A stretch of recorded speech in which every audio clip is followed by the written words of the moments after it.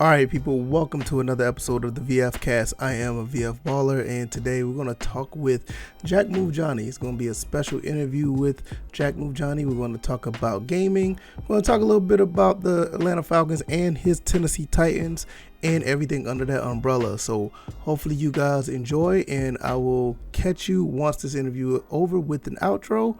Hope you guys enjoy. All right, Jack, what is going on, man?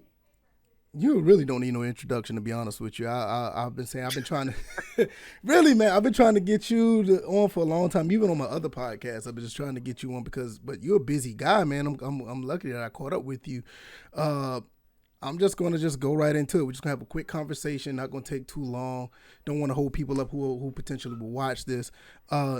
Jack, just go with the intro, man. Just go with the intro, man. That's all I got to say, man. How you been?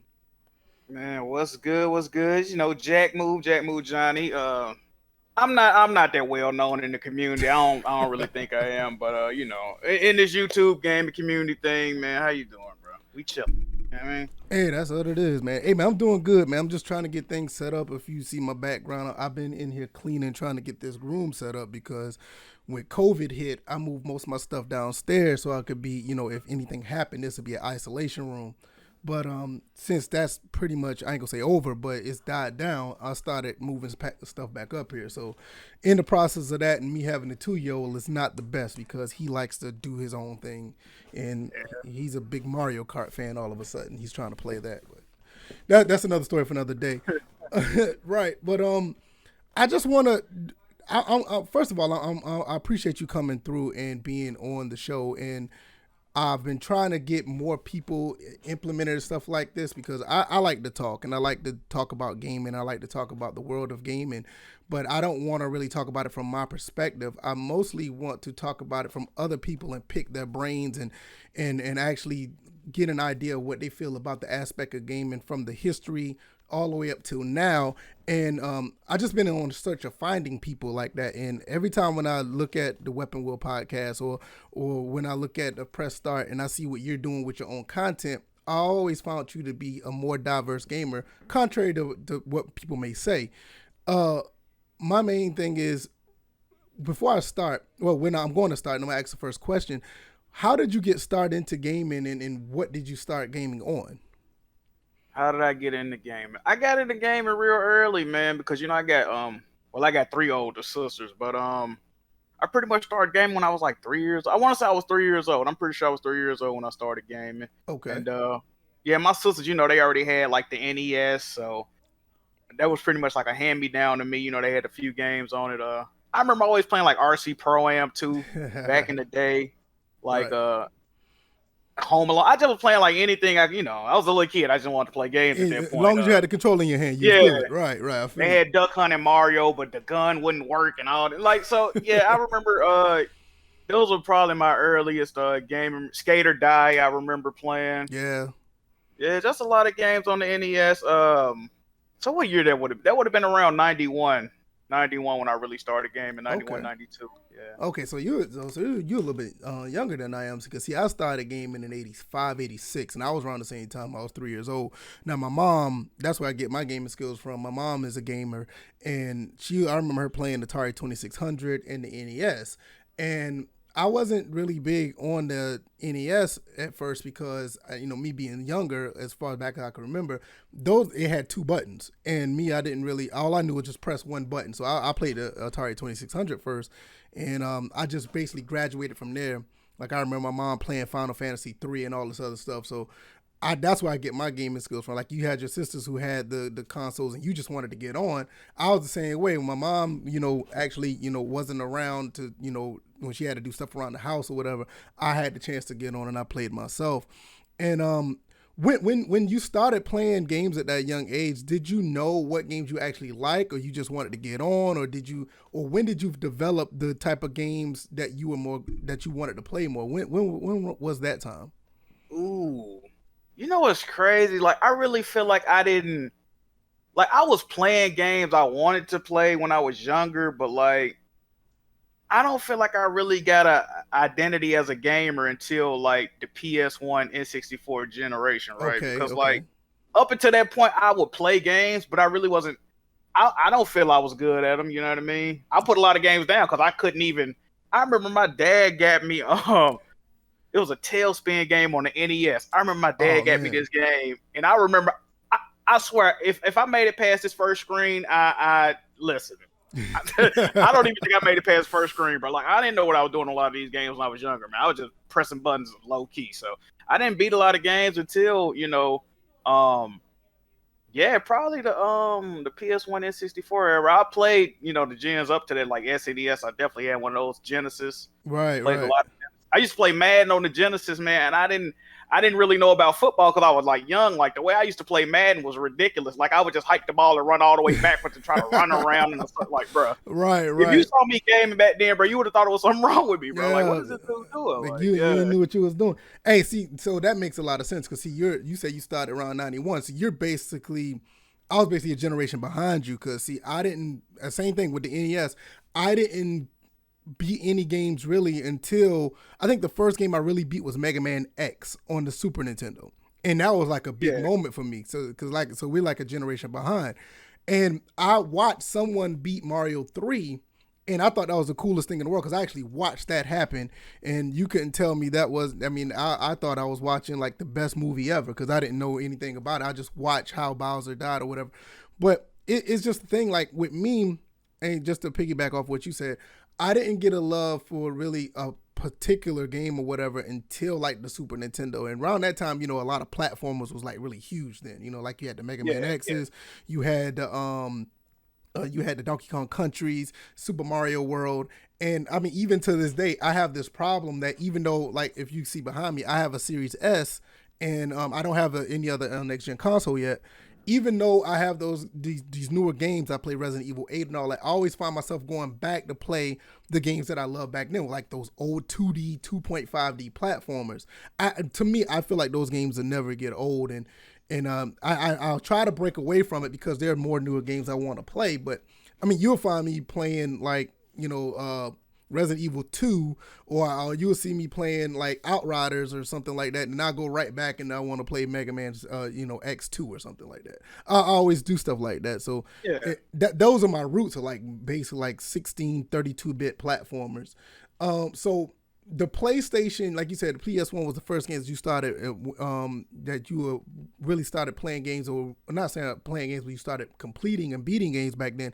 Is that where your love for Sony started, or is like, did you wait till like around the PS2 era, or was the PlayStation was like that defining console for you where you knew that you was going to become, or you knew that gaming was your thing?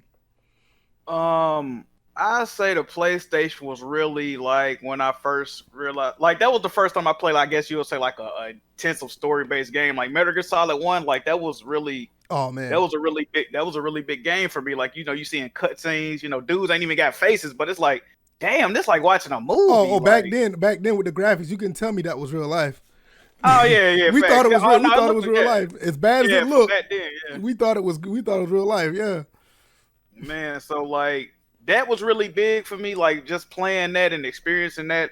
And then on the other end, the N64, like I was I was still a big Nintendo fan at this point. So right, especially like the wrestling games. Oh my god, those probably still like the greatest wrestling games out now. Oh, absolutely. I'd say probably the SmackDown games on PS2 come close. But they wasn't. Yeah, they wasn't. Yeah, they really, if they really want to appease a lot of people, I don't even know how the games are now, but if they really wanted to appease a lot of people, they need to come back with those type of games.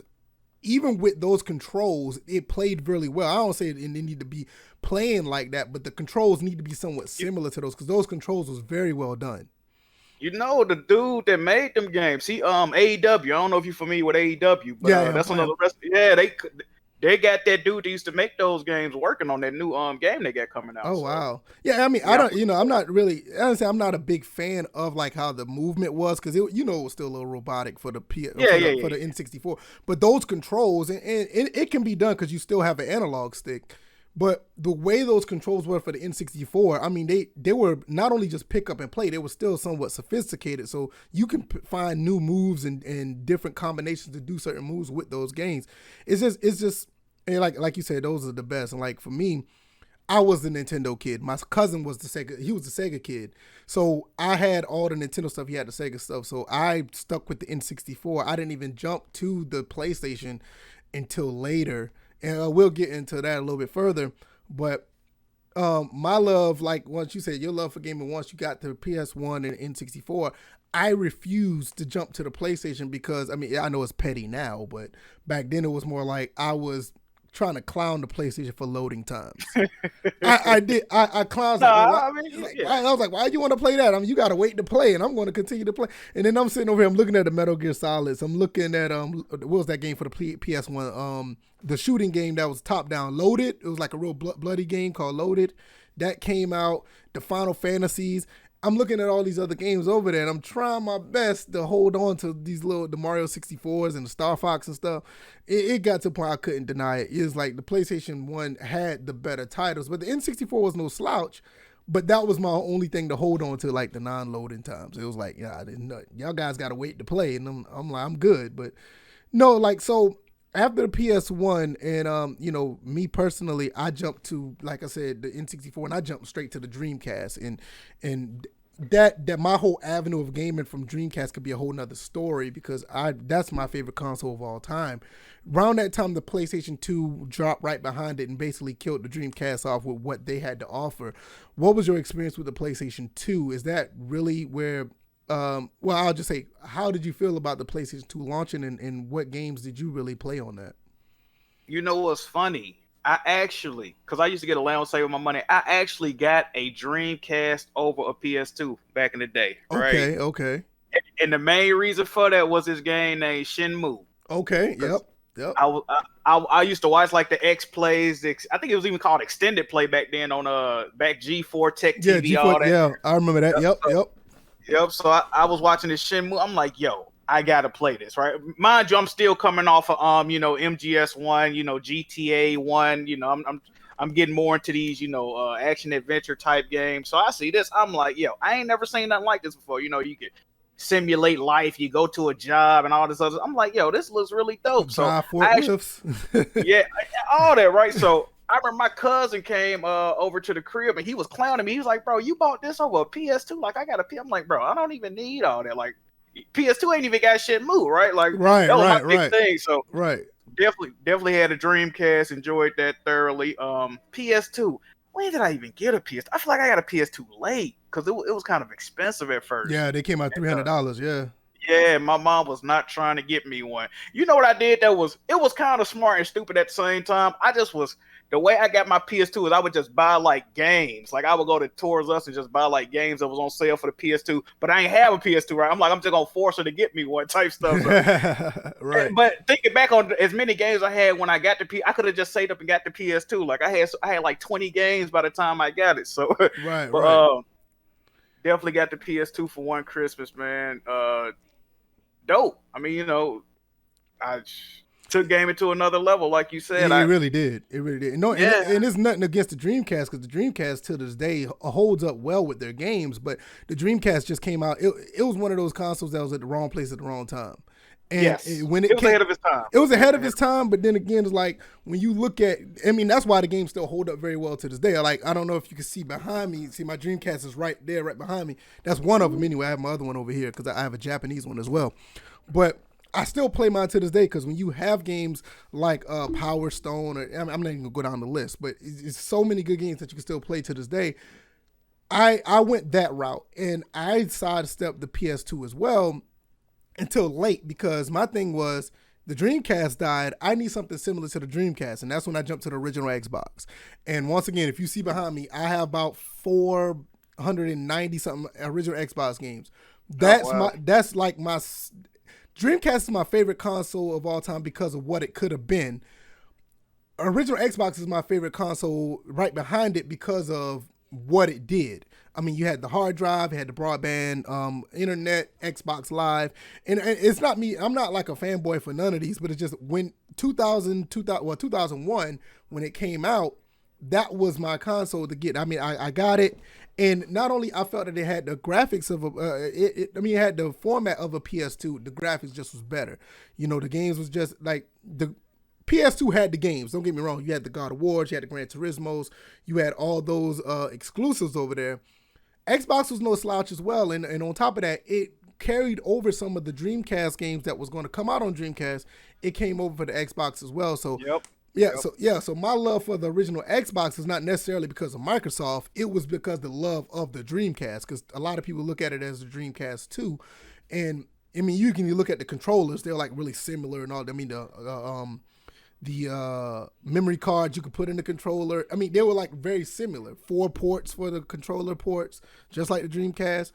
To me, I feel like they were very similar. So that's where my love for that came from. Not necessarily because of Microsoft, but jumping further from there, like what are some of your favorite games? I think you still talk about this sometimes now. What are some of your favorite games from that era? Because I feel like the 6th generation, Dreamcast, GameCube, PS2, Xbox, I feel like that's probably one of the greatest, if not the greatest generation, in my opinion. What are some of your favorite games from the PlayStation 2 era? It's a lot, bro. Like, and I know you're a sports guy, and I know you're a Madden guy. I feel personally that the 6th generation was the last great Madden. Like after Madden 08, I don't really rock with the series like that. I think I'm 100% with you on that. Yes, like that was the peak for me. You know what I mean? Yeah. So like, I mean, you can go back on my streaming. I mean, not my streaming, but my Twitch channel. There's been times I still stream Madden 08. I love that game. I'm with you. Like after that, it's like Madden was ebb and flowed, and it just tanked. And nowadays, it's just you just shrug your shoulders when you play it. Like it's all right, but it's nothing that blew your way like it was back then when Madden 08 dropped. When that dropped, Vision Cone, all the other stuff that was behind it, it's just. I mean, it was just great. I'm 100% with you. Any other games you got from that era? Like you said, the God of Wars, the EA big games with the Def Jam Vendetta, Fight for New York, NBA Street, NFL Street. Yeah. I used to even dabble in FIFA a little bit. Like I was actually when I was younger, I was way more I guess you'll say open to new genres again. I would play, I was still younger. I would play, Freedom Fighters, that old EA game. Like I just used to play a lot of stuff. Freedom Fighters, man, I got that game and I haven't touched it in like 10 years. That's a dope game. I don't even really like military type, but that was like a dope game to me back then. Around that time, the 6th. One reason why I say the 6th generation is probably the best generation ever dropped, because those games you had it was so many ideas that was put out. It wasn't like shovelware, and it was a diverse of so many different games came out, and a lot of developers was not scared to do different things. Like now, you kind of see it like that now, but they're really reserved because money's on the line. Back then, it was like, look, we're just going to put this out here. I guess it was more or less of a budget or whatever, but you had a lot of different games that came out, and I think, like to this day, like all these games that are behind me, there is a lot of different type of platformers, a different type of first-person shooters, different type of racing games, different type of combat racing, different type of, RPGs. Where do we go from there? Because like now, you see to this day, a lot of RPGs that have been put out now are pretty much the ones from back then are being remade or whatever, because it was so many different ones.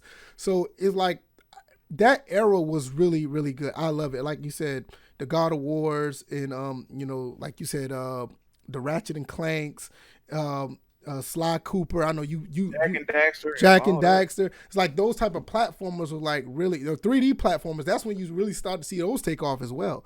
Really, really good and the thing about it back then, and I don't know if it has anything to do with technology or whatever, the games that came out back then were pretty high quality for their time. You didn't have these real big bad glitches or bugs or whatever the case may be.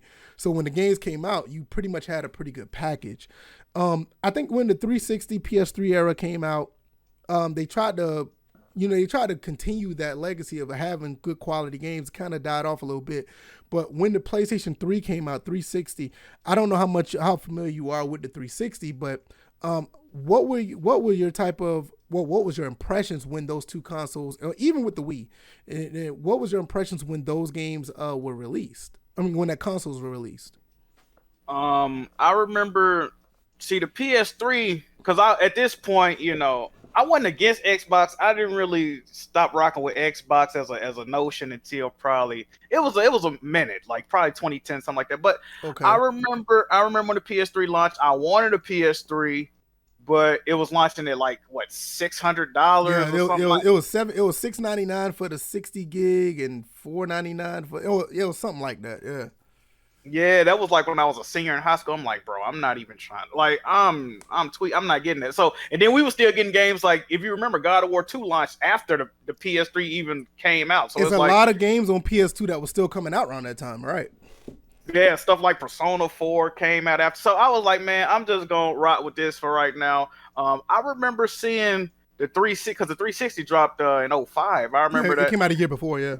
Yeah, I remember seeing stuff like Gears of War. I just used to see stuff on TV. I'm like, yo, that looks insane. Like, I wanted to play Gears of War so bad back then, but I was like, I don't know. For some reason, I never got a 360. I don't know why. Like, I wanted one at first. I really did. And my cousin had one, and I went over to my grandma's house because that's where they lived at, and I played Fight Night Round 3 on there. They had like Okay. the big flat screen and all that, bro. I was Yeah, blown away. I'm like, yo, this is bro. incredible. Like, so that was really dope. I don't know. I just never got a 360, but I was looking into getting one back then. I just never got one. PS3, I wanted one, but I felt like the only games that I really like coming out of the PS3 launch was like Uncharted, and I thought the Yeah. rest of the games didn't look that good to me personally. So I waited. I waited to. I got my PS3 real late too. I didn't get my PS3 until like 2010. I got it late. Yeah, Right after they did the price drop. Yep. yeah, I'm totally opposite behind you. The story behind my PS3, I got mine day one, and it was a shortage because I remember I was at the Best Buy, and back then they didn't do these.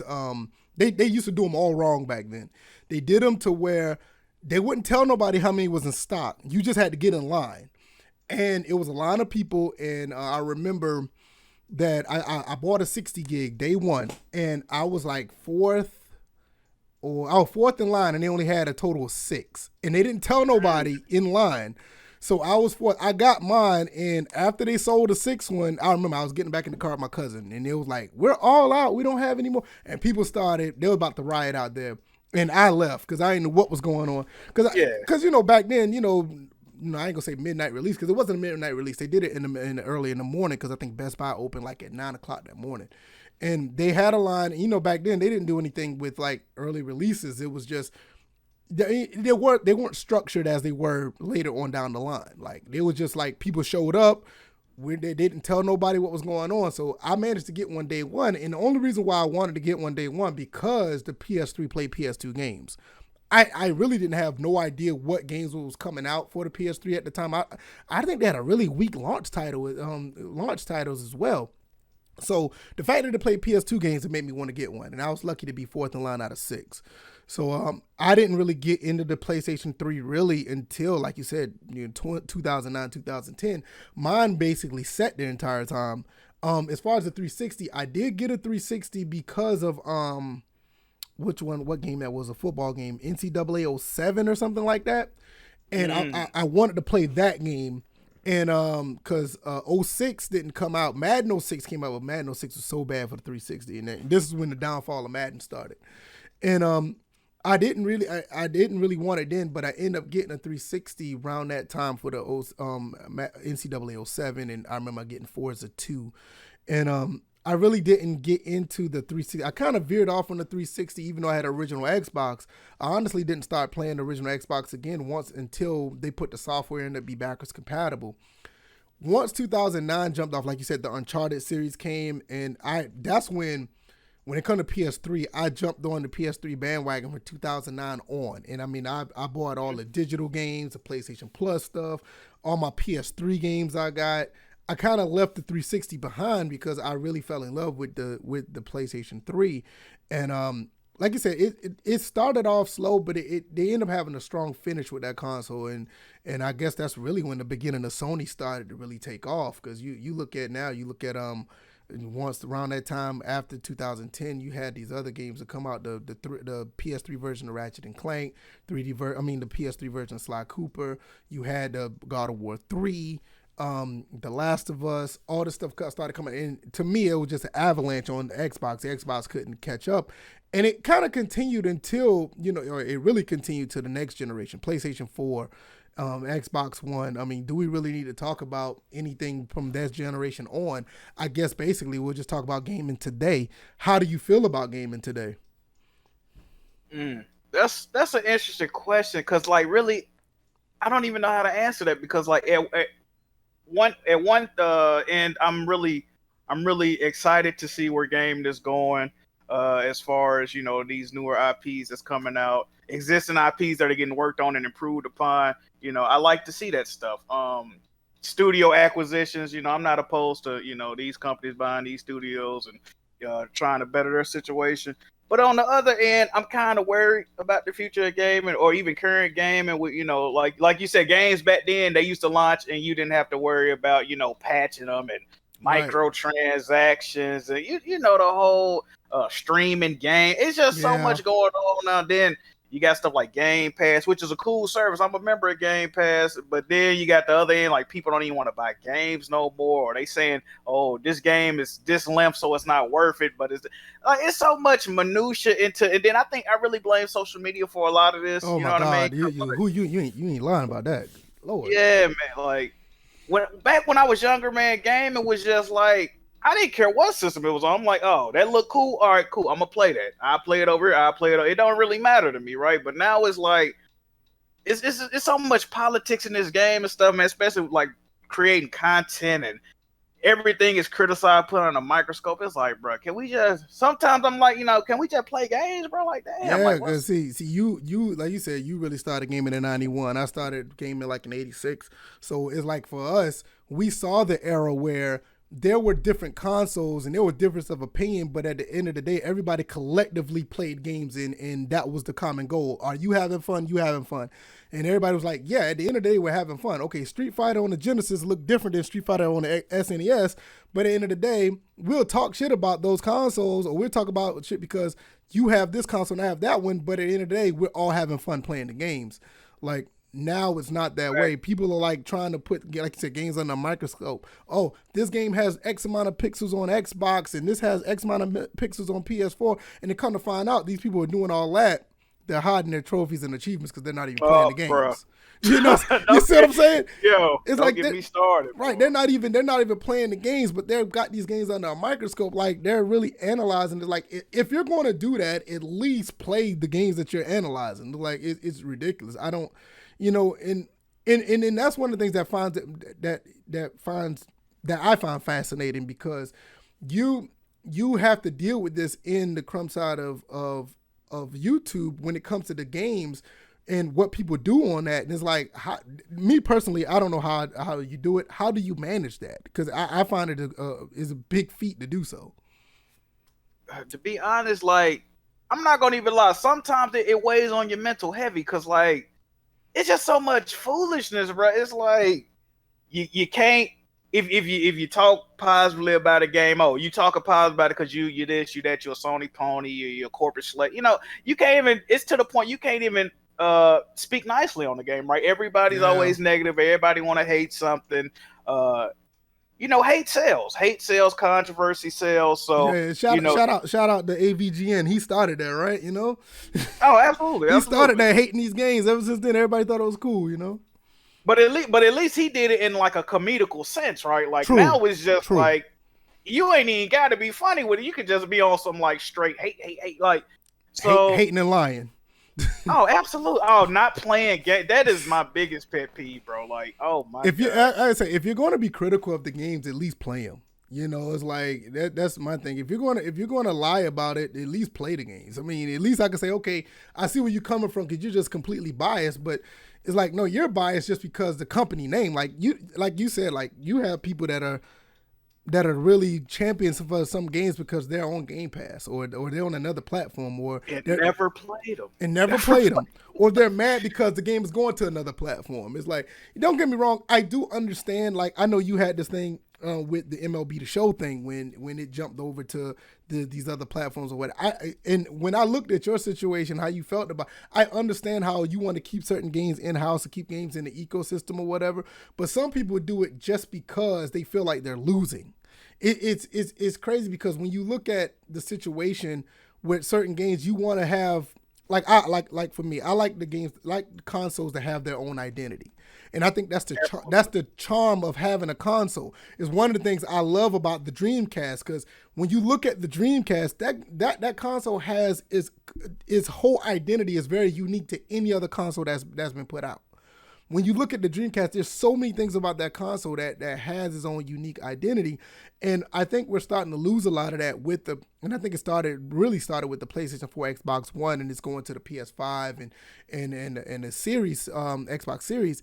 They're losing their identity. So I totally understand where you're coming from your perspective, instead of like these guys who are just really just out here just trying to champion for a console because they feel like their choice of gaming has been compromised. Absolutely. Yeah. I agree with that wholeheartedly. I don't know, man. It's just weird. Like I said, social media it's like the more society advances, the more it like digresses in other aspects. You know, like social discourse and having just regular conversation. Like you said, back in the day, you know, the console war stuff was cool, but like it was just different, man. It was very different. I mean, like I said, you can bash somebody, like me and my cousin. Like I said before, he had the Sega, I had the Nintendo. We would bump heads about consoles all the time. But at the end of the day, like, all right, man, I want to play some Joe Montana football. Well, Joe Montana football is on the Genesis, and we and him will play each other in that. Yeah, you'll still play exactly. And we'll have fun playing it. It's not like, oh, they got Joe Montana and Super Nintendo got, you know, Capcom graded, you know, Capcom football or whatever. It wasn't like that. It was like we'll talk our noise, but the main thing is we want to make sure our fellow person is having fun with the games, and even if they wasn't, we'll try to help them out. Is why, all right, what problems you had? I'm gonna bring my Game Pro magazine to school so you can see what's up. It was stuff like that, but now it's like, oh, this game is that, and you this, and it's like I watch it, but I don't know if I can ever be a part of it. Two more things before we go, because I like I said, I wanted to spend around 30 minutes. I think we hit that mark right now. One, I'm gonna switch games for a minute, and I'm gonna talk about this football team because you know you with the Titans, and I'm a Falcons fan. Yes, sir. And y'all took our, you know, me. I feel like it was a good move because he didn't want to be here. But how do you feel about that Julio Jones move, man? I actually saw your video on that. I saw you had tweeted. I watched your video on that. Good I video. appreciate it, bro. You know how I feel. I'm happy about it. I'm looking forward to it. I'm interested to see how much Julio still got left in the tank. You know, I just been looking at, you know, these NFL analysts or whatever. Some people think he got, you know, a couple of, you know, very couple of years of high playing ability left, and a couple people saying, you know, he might be washed, or because he only played like half the season last season or whatnot. But like his numbers are insane. Like this dude is one of the greatest wide receivers ever. So I can't. You know, I don't feel like this is a Titan, because I remember when the Titans got Randy Moss, right? Back when we had Chris Johnson, and like, Randy Moss was pretty much washed by this time. Yeah, he was so done by then. Yeah. Yeah, he really didn't add too much to the overall team outlook. But I feel like this is truly different. The Titans already got one of the top offenses in the NFL already. Right. We lost a lot of key pieces like Corey Davis via free agency, Jonnu Smith, but I feel like this is a great piece to put opposed to Arthur Juan Brown on the other side. You know, you got Derrick Henry in the backfield, Ryan Tannehill under center, man. I am extremely excited about Julio Jones joining the Titans. I think it was, at first, I didn't think about the move too deeply from your perspective, but when I look at it, I think it's a win-win for both sides, because you got somebody on offense that really, you know, that will help with what's the other receiver you guys got? Oh man, I was gonna say AJ Brown. See, I was about to say Marlon Brown, but he's with the Ravens. And you got AJ Brown and you got Derrick Henry. So it's more of a balance when you spread as far as spreading the ball around. So it's a win for you guys, and for us. And I'm not going to get into him wanting to be here or not, or whatever case. That's, you know, that I'm just looking at it from a football perspective. We needed that money so we could sign our draft picks. I mean, we couldn't sign none of our draft picks, because Julio Jones, his 15.3 was pretty much, it was holding us for not signing our draft picks. So, I mean, don't get me wrong. I don't have nothing against Julio. Like you. I think he's a very talented, probably one of the best receivers of all time.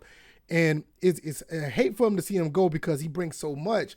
But it's one player that's holding us hostage with cap money and don't want to be here, Or is it somebody who, we can get non-players that we drafted and still have cap space for our future? So it was kind of like, it's kind of like we had to do it. So, it's not that we don't want. I'm pretty sure the guys in the front office don't want to let go of a talent like that. And if we could, we probably would have kept him, but the money was just too tight. So like we didn't get anything in return, but just basically like cap relief and like a second round pick or something like that. Yeah, something like that. Yeah, so we didn't even get anybody in return because that just goes to show you we really couldn't take on nobody else. We really needed the money to sign our rookie. So as far as my team go, I think we went 4-12 last year. I think we get at least 9 to 10 wins this year. But it's a bunch of unknown because we have your offensive coordinator that y'all had. So he's new at being a head coach. We have a new GM. We're running a whole new offense. Everything is new as far as the front office goes. Excuse me. As far as the front office goes. So I don't know. I'm just guessing like we can't be no worse than what we were. So I'm guessing 9 to 10 wins. And that I think that's a significant improvement. As far as that, I mean, I don't have it. I don't want to go too far into football. I got one more question before we go. Hey, man, I ain't been on Weapon Wheel since episode 73, man. I need to get back on, man.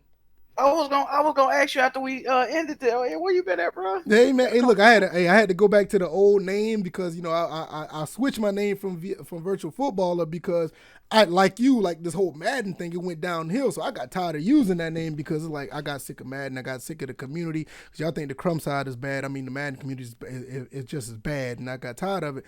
So I switched over to Silent Gamer for a minute because I am truly a gamer over this football stuff. But you know what? I said, you know what? Let me go back to where I started with.